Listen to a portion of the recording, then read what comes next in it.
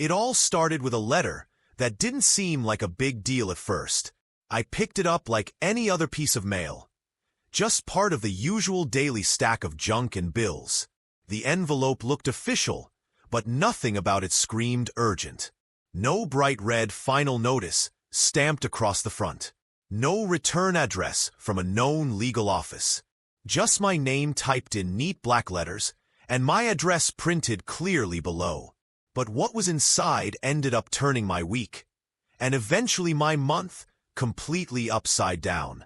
The letter said I owed rent. Not just any rent, but rent for living in my own home. At first, I thought maybe it was a mistake. Maybe someone mixed up my address with a tenant living in a rental property. But as I kept reading, I realized it wasn't a typical rental invoice. It wasn't from a landlord. It was from a local homeowners association, an HOA I had never agreed to be part of. One I didn't even know had anything to do with my property. The paper detailed the charges like a real rental breakdown. Monthly occupancy fees, administrative processing, community maintenance, and even a line for shared resource upkeep. The amount wasn't outrageous, but it was enough to make me pause. And what made it worse was the final line. Non-payment may result in collection action, fines, or legal proceedings. That part stopped me cold. I stared at it, trying to process what I was looking at. I wasn't renting my home. I owned it. I had the deed, the mortgage, the keys, everything. I bought this place 2 years ago after months of saving, planning, and carefully selecting a neighborhood with no HOA. That was a non-negotiable when I was house hunting. I didn't want to deal with a board of strangers deciding how tall my grass could grow or what color I could paint my front door. So, when I bought the house, I had made sure, completely sure, that it wasn't governed by any association. My realtor had double-checked. The property records showed no HOA affiliations. Even the seller had confirmed it when I asked. No monthly dues, no meetings, no board nonsense, they said. That was one of the big selling points for me. It felt like freedom. Now, here I was, standing in my kitchen holding a letter that said otherwise. The first thing I did was reread every document from my home purchase. I dug through my folder from the closing process, flipping through the title paperwork, the property survey, the deed transfer. Anything that might mention an HOA. Nothing. Not a single page mentioned any obligation to pay rent or fees to a homeowners association. Then I did what most people would do. I searched online. I typed in the name of the HOA listed on the letter and looked up their contact information. They had a website. It listed board members, bylaws, and a map of the community boundary. That's where it got even weirder. My street was on the map, but it was on the edge, right on the border of the shaded area that supposedly represented HOA property. Some homes on my street were clearly marked as members. Others, including mine, weren't labeled at all. It was like I lived in a twilight zone of property rights. My house was near the HOA, but was it in it? I called a neighbor 2 doors down who I knew had lived here for years. I asked if they paid dues. They laughed and said no, that they'd always been outside the HOA's reach. But then they mentioned something strange. That recently, the HOA had started trying to expand their coverage. They said there had been some heated discussions during neighborhood events. Some people felt the HOA was overstepping. That's when it hit me. Maybe this wasn't a mistake. Maybe the HOA was trying to pull something. Maybe they were trying to collect fees from people they weren't even legally allowed to bill. It wasn't just about my house. It could be bigger than that. Still, I wasn't ready to jump to conclusions. I decided to take one more step before reacting. I reached out to a local real estate attorney. If anyone could make sense of this mess, it would be someone who knew the ins and outs of property law and HOA regulations. I needed to be sure before I confronted anyone. I scheduled a consultation, sent them the documents I had, the letter, my deed, the old listing agreement, everything. And then I waited for their response. I didn't expect what they would tell me next. When the attorney called me back, I was expecting a short conversation. Maybe just a quick confirmation that the letter was nonsense, something I could throw away and forget. But as soon as he started talking, I realized this wasn't going to be simple. He'd reviewed all the documents I sent and said, "This kind of thing happens more often than people think. You're not the first." That sentence alone was a red flag. I asked him what he meant. Apparently, there have been cases where HOAs try to claim authority over properties that were never legally part of their jurisdiction. And it usually starts with letters like the one I got, quiet, formal, and meant to intimidate. He explained that some HOAs slowly expand over time, adding new areas or absorbing nearby streets. But they don't always do it legally. Sometimes they pass internal rules without following proper state guidelines.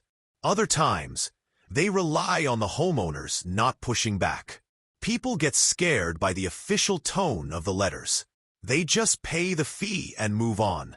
And once someone pays, even once, it can be seen as an acceptance of membership, whether they meant it that way or not.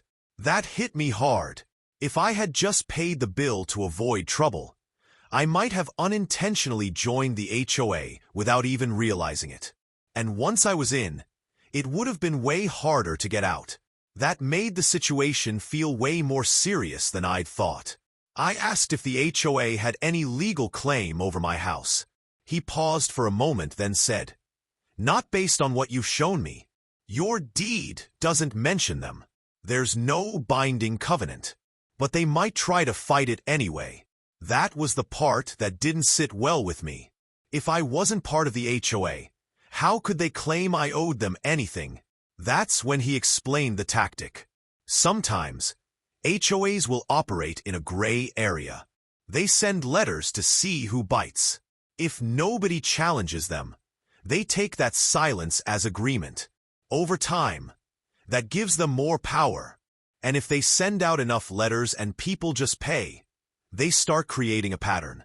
Eventually, they can even argue that the neighborhood has evolved into a community under their oversight. He advised me not to respond to the letter directly. Instead, he offered to draft a formal notice, something firm and legal, that clearly stated my non-membership and rejected the HOA's authority over my property. It sounded like the right move. He even suggested filing a quiet title action if things escalated, just to legally cement the fact that my house had no HOA ties. It was crazy to think it might come to that just because of a letter. Before ending the call, the attorney gave me one more piece of advice. He said to talk to my neighbors, especially the ones nearby who may have gotten the same letter. This kind of thing is easier to fight if you're not the only one pushing back, he said. That made sense. If this HOA was trying to sneak their way into new properties, I probably wasn't their only target. That evening, I walked up and down the block and knocked on a few doors. At first, it felt awkward. Not everyone answers their door these days, and even fewer want to talk to a stranger. But once I explained why I was asking, the responses came quickly. 3 of my neighbors had also received letters, nearly identical to mine. One of them had already paid out of fear. Another said they planned to ignore it. The third had no idea what to do and looked visibly relieved that someone else was taking action. We agreed to meet that weekend to talk more. If we were going to challenge this, we had to be united. I didn't know how far the HOA was willing to push this, but I knew we couldn't let them go unchecked. The more I looked into it, the more I realized this wasn't just about one house. It was about control, and they were hoping we'd stay quiet. Saturday morning came faster than I expected. I had barely slept the night before, turning over every detail of this strange situation in my mind. When I stepped outside to meet with the neighbors, it felt like the beginning of something bigger than just a casual conversation. There were 5 of us gathered on my front lawn, me and 4 other homeowners who'd received similar letters from the HOA. A few brought their copies. One of them even had an envelope dated nearly 2 months ago, which meant this wasn't brand new. It had been building quietly. We sat down in lawn chairs and folding stools, some of us sipping coffee, others just watching each other with wary eyes. One neighbor, Joe, said he paid the fee already, just to avoid trouble. He looked frustrated, like he regretted it, but didn't see another way out. Another woman, Sandra, had already called the HOA office, but said they didn't give her a clear answer. They told me I must have missed a notice in my mailbox a while back, she said. But I never got anything before this. That was suspicious. Then there was Mark, who lived 3 houses down from me. He was calm, older, and had been in the neighborhood the longest. This is the 3rd time in 10 years they've tried something like this, he told us. Last time, it didn't go anywhere, but only because people pushed back. That was a huge clue. This wasn't the first attempt, and it probably wouldn't be the last unless someone took a real stand. We started comparing notes, literally. Every letter looked nearly identical, except for the names and addresses. They all had the same phrasing, the same logo, and the same vague threats at the bottom about legal action and collections.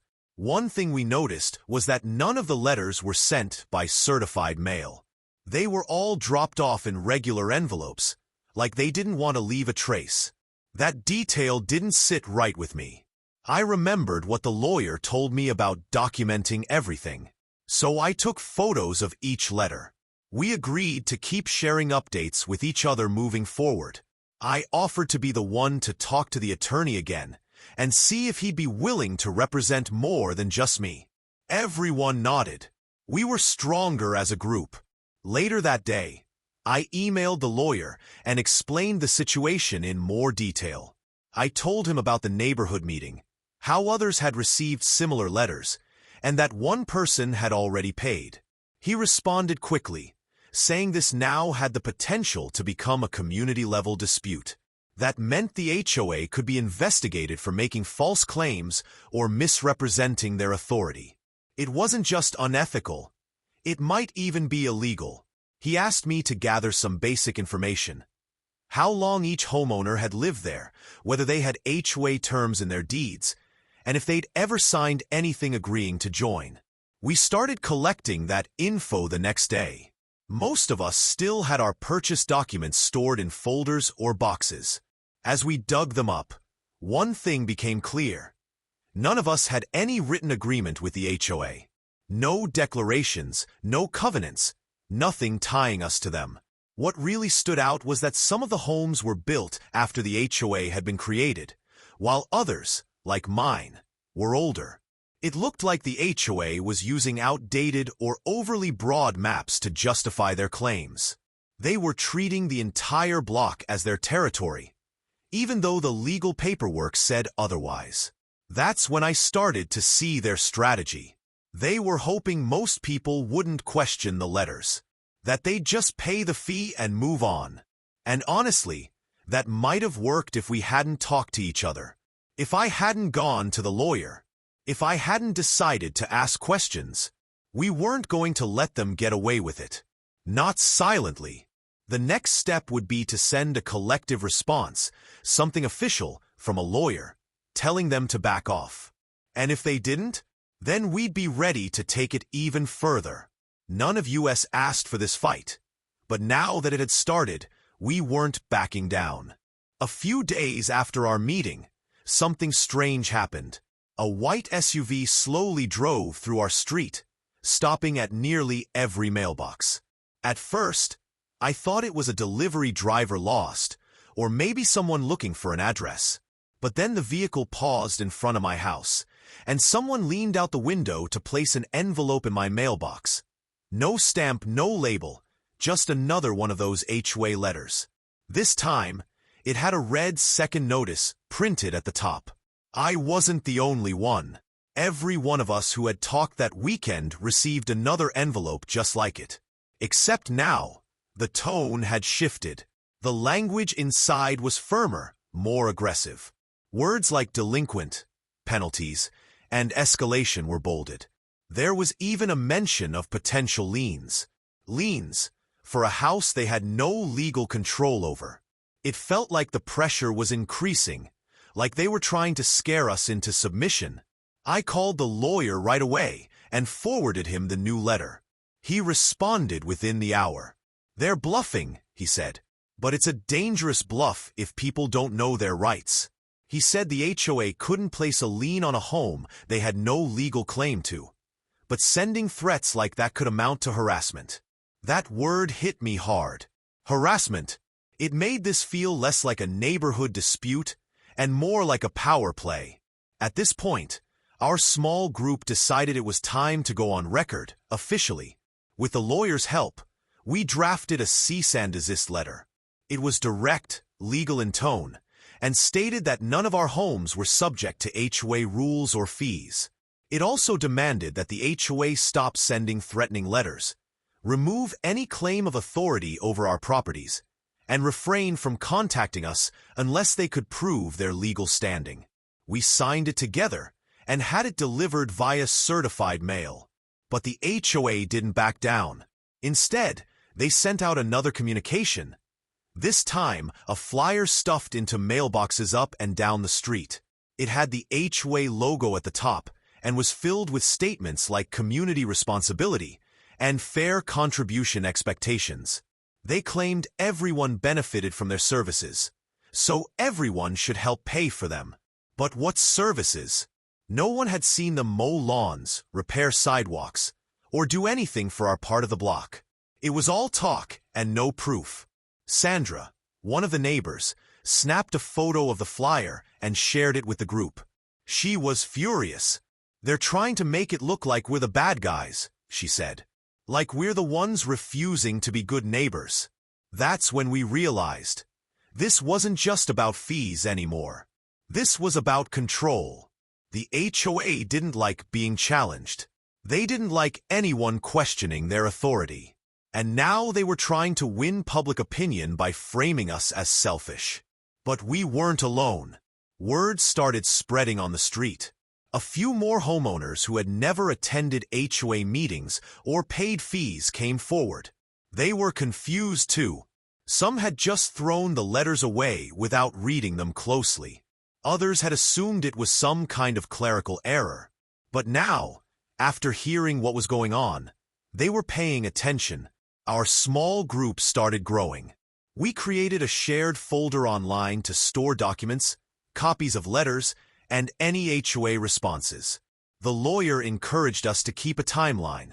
Date every contact, save every flyer, every envelope. If this escalated, we'd need a full record.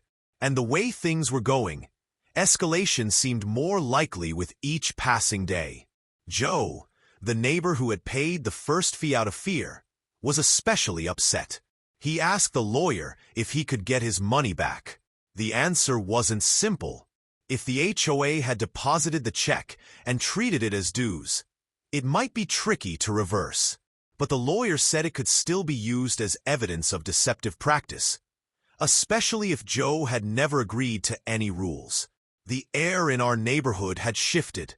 People who once waved politely now slowed down, wanting to talk. There was tension, but also unity. We had always thought of ourselves as just regular homeowners, each doing our own thing. But now we were starting to feel like a team. Neighbors standing up together against something bigger than we expected. The tension grew thicker with every day that passed. It wasn't just about mailboxes or letters anymore. We started noticing small things around the neighborhood. Subtle, quiet moves that didn't feel like coincidences. Sandra's trash cans were suddenly cited for being out of compliance, even though they'd been in the same spot for years. Joe got a warning about the height of his lawn. A notice, typed and signed, was left on Mark's door accusing him of violating community parking guidelines. The problem was, none of us were ever part of this so-called community. These rules didn't apply to us. But the HOA acted like they did.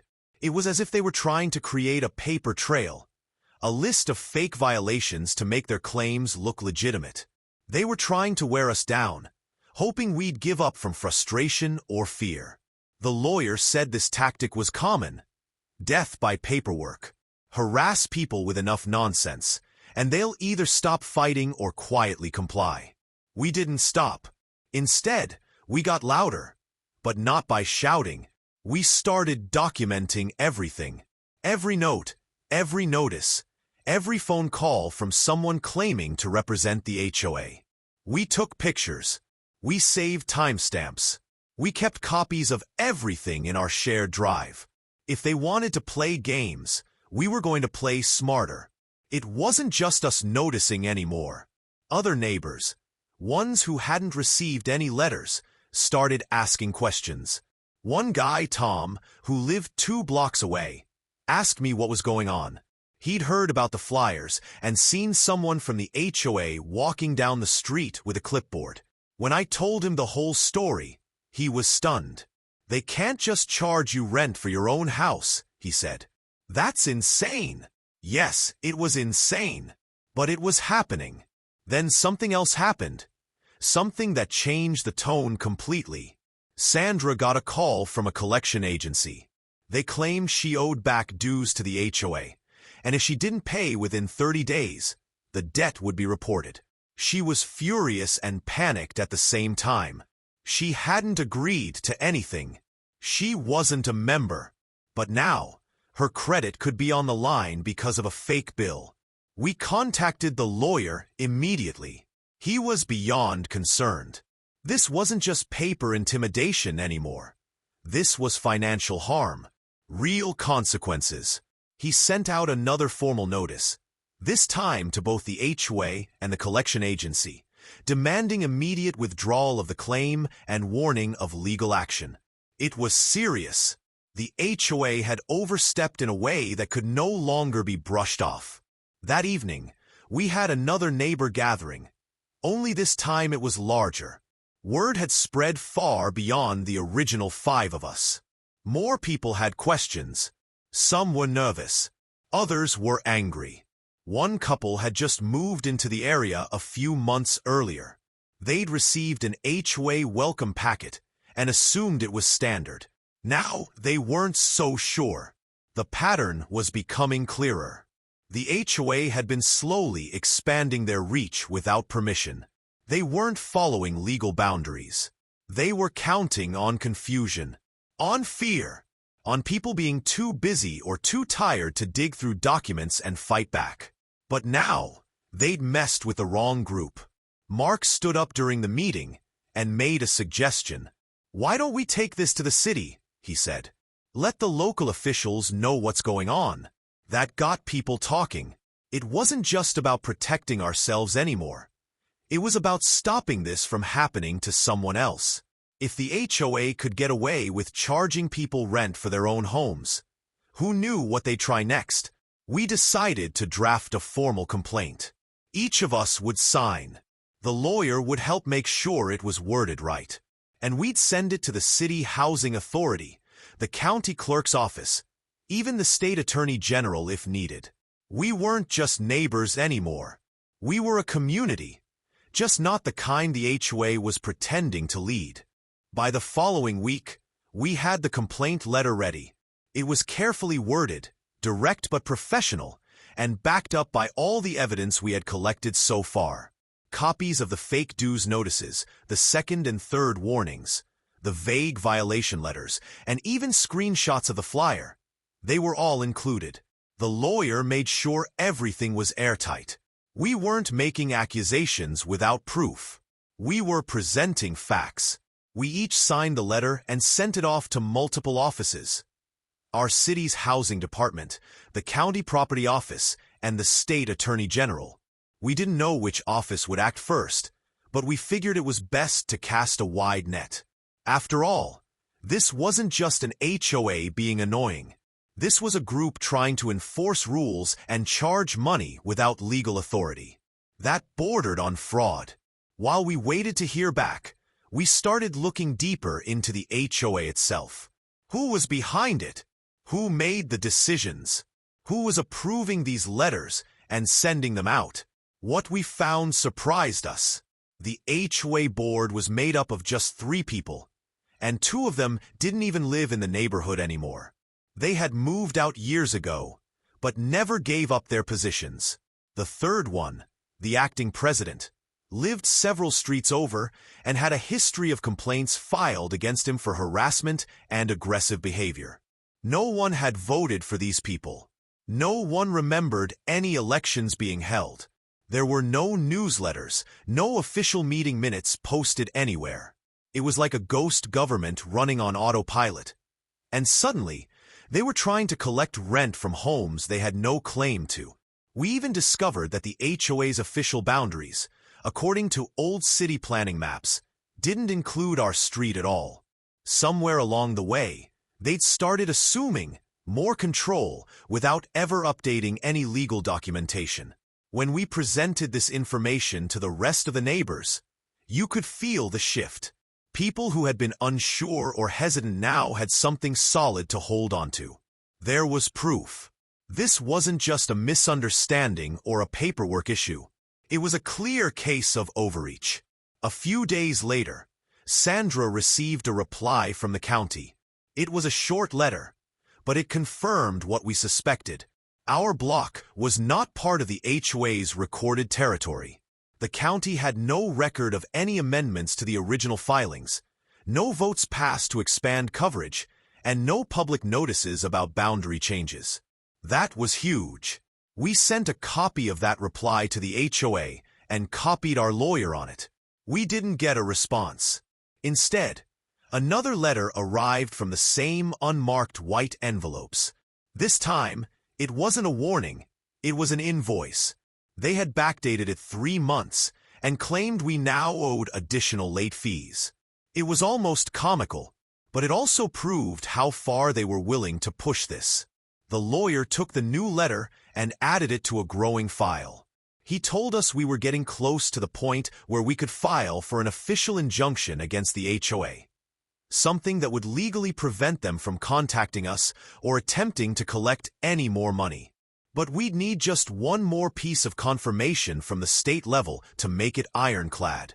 Meanwhile, Joe, who had previously paid the so-called rent, decided to file a claim in small claims court to get his money back. The lawyer helped him draft the paperwork. That move sent a message. We weren't just blocking them. We were pushing back. Mark took it a step further and spoke to a local reporter who covered housing issues. We didn't expect anything big to come from it. Maybe just a short article in the weekend paper. But that was enough. Awareness mattered. If even a few people outside our neighborhood saw what was happening, it might stop this HOA, or any others like it, from trying the same thing somewhere else. By this point, our once quiet neighborhood felt completely transformed. People waved and talked in driveways again. We weren't just neighbors anymore. We were organized. We had a group chat, a document archive, and a shared goal. We didn't have uniforms or titles, but we were unified by something stronger: respect for our rights and the decision to protect them together.